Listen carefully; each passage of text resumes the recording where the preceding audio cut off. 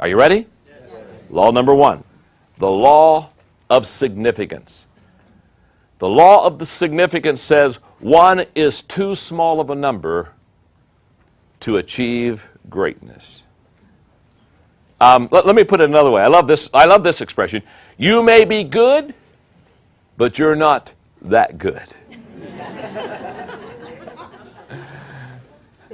Every once in a while I run into people, and a person will come up to me and they'll say, John, and they'll say this kind of in a bragging way. They'll say, I'm a self-made man. And I know when they say they're a self-made man, they want me to congratulate them. They want to say, oh my goodness, that's wonderful. And so when they tell me they're a self-made man, I always tell them the same thing. I look at them and say, oh, that's too bad. And it just kind of sucks air out of them, you know what I'm saying? And because that's not what they were expecting. And I said, because if you've made everything yourself, you haven't made much. In fact, I give you a challenge today on this law of significance, and here's the challenge. It's in your notes. Name one significant accomplishment that was a result of only one person's effort. You can't do it. You can go throughout history and look at the men and the women who have marked our world for either good or bad.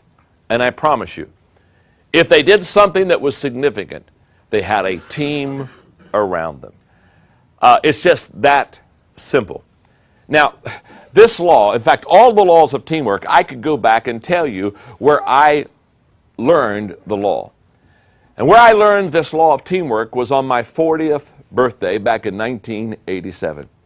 You see, I turned 40, and when I did, I didn't have a midlife crisis. I didn't have time for that.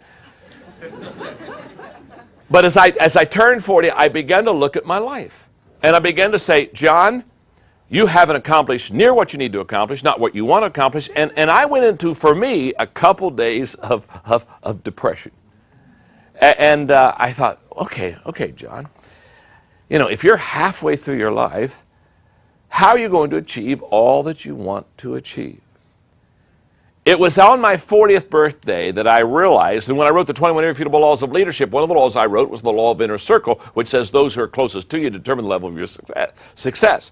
It was on my 40th birthday that I realized that if I was going to accomplish what I wanted to accomplish, I was going to have to develop a team around me. Does this make sense? Yes. And on my 40th birthday, I made that commitment. I said my number one responsibility and my number one priority from this time on is not to write another book, although I want to write more books. It's not to speak at another seminar, although I want to do seminars. Not to do another training video, although I want to do all those.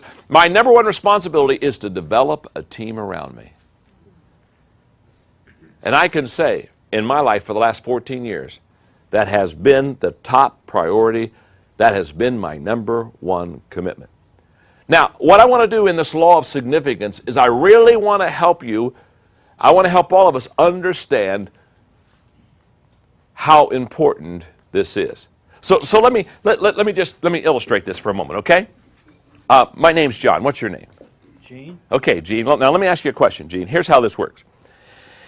If you have a great idea, and I have a great idea, but we don't share ideas, how many ideas do you have? One. You've got one. That's exactly right. And I have one. Now, let me go a little farther on this. If you have a great idea and I have a great idea, and we sit down over a cup of coffee and we share with each other the great idea, now how many great ideas do you have? We have two. That's exactly right. You've gone from 1 to 2 because of teamwork. Now, that's a very simple illustration. In fact, in that kind of an illustration, there's only 2 people involved. But what would happen? What would happen if, let's say, for example, this is my team right here. I've got 4 players on my team. Now, what would happen if we get together and I have a great idea and you have a great idea and all of us have a great idea and we get to the table and we all begin to put our great ideas out on the table? What's your name? Bobby. Now, if we do that, Bobby comes to the table with 1 great idea, and Bobby leaves the table with 5 great ideas. You see, teamwork begins to multiply your effectiveness. That's why you cannot do anything significant on your own. So when you're kind of bragging on the fact that you're a self-made person and that you're doing this and you're working hard and you're spending a lot of time and energy and hours on a project, just understand, the only way that you're really going to be effective, the only way that you're really going to accomplish a lot is by bringing around you and developing a good team. Now, so you ask me, just say, John, this seems simple. I mean, one idea, good idea, now we got 2 ideas. Why don't I do this? Good question.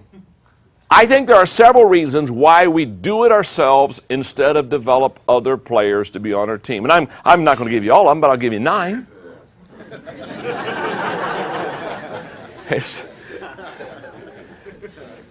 not the complete list, but it's close. Number 1, insecurity. Isn't this true?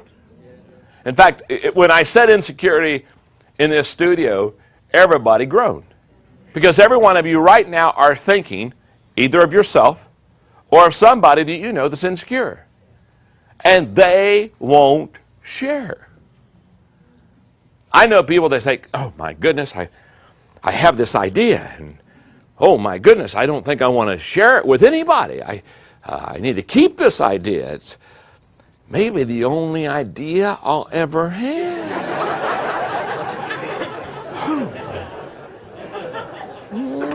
Just kiss that idea and they polish that idea and, hide that idea. And they wonder. They wonder why they're never successful. Remember this. You will never rise higher than your insecurity. That's a fact. Many years ago, I did a leadership tape entitled How to Get Out of Your Own Way. And the whole thesis of the tape was, don't worry about the competition. Most people blow themselves up. Don't worry about somebody beating you. Insecure people usually disqualify themselves. Number 2, ego. A lot of times we don't share because we don't want anyone else to have the credit. So if you had an ego as big as Texas, you understand, you don't want to let anybody know that maybe Gene had a good idea, and so you try to take credit for everything. And what I've always said is, watch out for the leader whose ego is bigger than their IQ.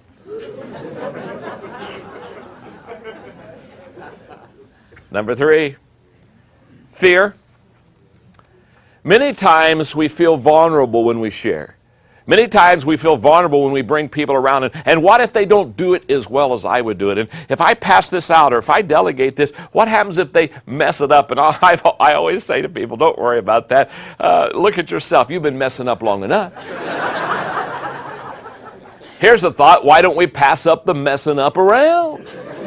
Just pass them out because you're already messing up. And so let somebody else share the mess ups with you. Number 4.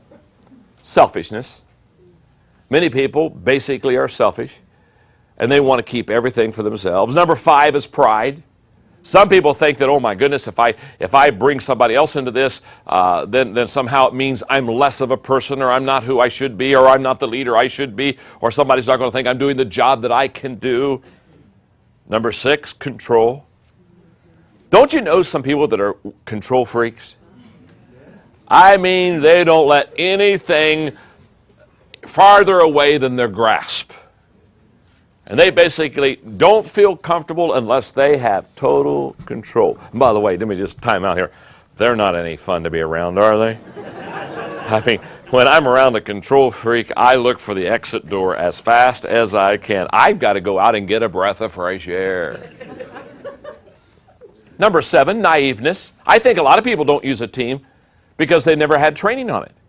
And they don't know and understand the value of it. So I think there are a lot of people like myself. When I got to 40 and had not accomplished what I wanted to accomplish, and I kind of was a little bit set back on that whole situation and asked myself, why not? To be honest with you, I had a sense of naiveness. For a period of time, I just really wasn't sure how to develop a team. That's why we're having this seminar. That's why these training tapes on teamwork.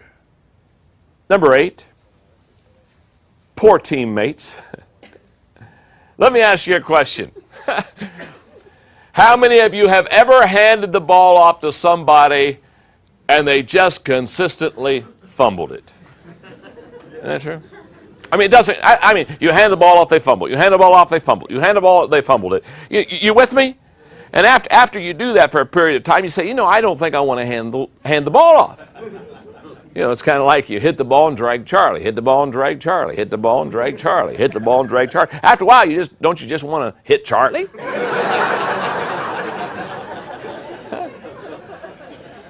I mean, after a while, you say, Charlie, come on, boy, come on. Well, what I'm here to say to you is very simple. Every one of us have had bad experiences with handing the ball off to a teammate. Is that not true? Yes. Our problem is not that we had a bad experience. Our problem is we let the bad experience stop us from developing teams. How many times have you heard the expression, I would rather do it myself? If the job is to be done right, you gotta do it yourself. Huh?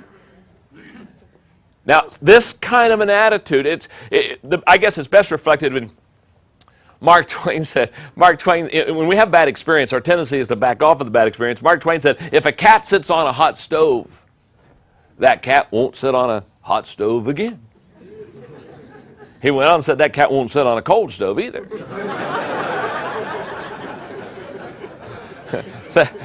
That cat just don't like stove. Well, that's what happens when we have a bad experience. And every one of us have had bad experiences with team players. Sometimes that causes us to say, no, I'm going to do it myself. And then I think also, there's one more reason I think we do it ourselves, and that is a lack of training. I think a lot of times, nobody has ever taught us how to train and develop people. Let me give you background. Let me give you the process that I went through in developing a team. Now, my background is in the pastorate. And so, when I realized that I needed to have the help not only of the lay people in the congregation, but I also needed to get a staff, and the church grew to the place I needed to get a staff, I'll never forget, here's the process, and you just kind of think your way through this. First of all, I did everything myself. We've all been there. Then I said, okay, I need help, so I brought somebody else on the team. Now, that's the good news. The bad news is it didn't work. So I let him go. Now I'm back to doing it all myself. And basically saying team stuff doesn't work. To where I can no longer do it all myself, and so I bring another person on the team. Now, I started do it myself. I do it with somebody, but that doesn't work. So I do it myself. Now I bring somebody else on the team. Now, but because I did it with somebody and it didn't work, this time I said, okay, I'll bring them on the team. I'll give them a job. I'll give them an assignment, but I won't get close to them. In other words, I'll give them a job. I'll say, Gene, that's your job. You do it. You do your thing. I'll do my thing, and never the two shall meet. Now, here's what I found. When you bring somebody on your team and you give them an assignment, but you don't develop a relationship, the good news is they will never hurt you. The bad news is they'll never help you. So I went from doing it myself to bringing somebody that it didn't work, to doing it myself, to bringing somebody on the team but didn't get close to him, to now bringing somebody on the team and saying, no, I'm going to develop a relationship with him. Now the good news is, now all of a sudden we're having a good time. We're connecting. We're relating. That's the good news. The bad news is we're not accomplishing much. We're holding hands and singing Kumbaya. Then all of a sudden I realize the value of a team member is to come together for a common purpose. So, what's the process? I do it myself. I bring somebody on. Doesn't work. I do it myself. I bring somebody on, but I don't let them close to me. I bring somebody on, and I let them close to me, but I don't train them because we're just into relationships. Now I bring somebody on, and I am close to them, and I develop not only a relationship with them, but I begin to train them. It wasn't till I learned that you bring somebody on your team, not only to have a connection in a relationship with them, but also to train them, that they really become effective. I was at an office the other day and I saw a sign on the desk that really explains, I think, the law of significance best. Because on the desk was this sign, and I think it said it well. The sign read, "If I had it to do all over again, I'd get help." And I think how true that is. If I had it to do all over again, I'd ask for help. So what I have in closing on this law of significance is I brought with you one of my favorite stories to read. It's the story of the bricklayer. Listen to it. A bricklayer tried to move about 500 pounds of bricks from the top of a 4-story building to the sidewalk below. And the problem was he tried to do it alone. This is his own story taken from his insurance claim form. It would have taken too long to carry bricks down by hand, so I decided to put them in a barrel and lower them by a pulley which I had fastened to the top of the building. After tying the rope securely at ground level, I then went up to the top of the building. I fastened the rope around the barrel, loaded it with bricks, swung it out over the sidewalk for the descent. Then I went down to the sidewalk, and I untied the rope, holding it securely to guide the barrel down slowly. But since I weigh only 140 pounds, the 500-pound load jerked me from the ground so fast that I didn't have time to think of letting go of the rope. And as I passed between the second and third floors, I met the barrel coming down. This accounts for the bruises and the lacerations on my upper body. I held tightly to the rope until I reached the top, where my hand became jammed in the pulley. This accounts for my broken thumb. At the same time, however, the barrel hit the sidewalk with a bang, and the bottom fell out. With the weight of the bricks gone, the barrel weighed only 40 pounds.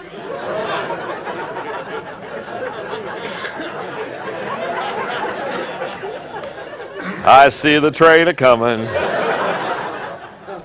Thus, my 140-pound body began a swift descent, and I met the empty barrel coming up. This accounts for my broken ankle. Slowed only slightly, I continued the descent, and I landed on the pile of bricks. This accounts for my sprained back and broken collarbone. At this point, I love this statement, I lost my presence of mind completely.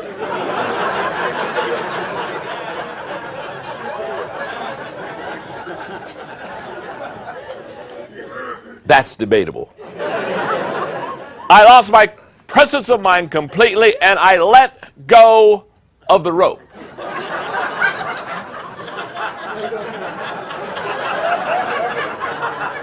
And the empty barrel came crashing down on me.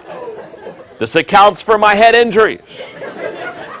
And as for the last question on your insurance form, what would you do if the same situation arose again? Please be advised that I am finished trying to do the job all by myself. Now, this is what happens when you try to do the job alone. And the law of significance says one is too small of a number to achieve greatness.